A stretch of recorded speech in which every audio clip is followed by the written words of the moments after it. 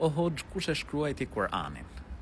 Kur'ani, në moment që i zbriste profetit a.s., shokët e profetit a.s.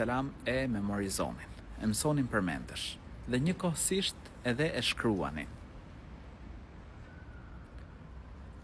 Pra, qysh në momentin që i ka zbrit profetit a.s., që i është shpallur profetit a.s., qysh në atë moment, pra është memorizuar dhe është shkruar Kur'ani. Dhe kjo ka bërë që Kur'ani ta kemi edhe sot, pra ashtu siç ka zbrit prej të madhit Zot, pa ndryshime, pa kontraditën të.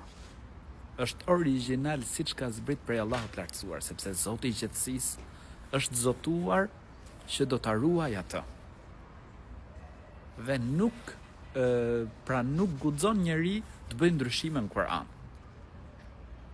Është i vetmi libër hyjnor, pra që nuk ka në të ndryshime, nuk ka në të fjalë të njerëzve. Pra është i tërë i fjale Allahut lartësuar, është ashtu siç ka zbrit prej të madhit Zot.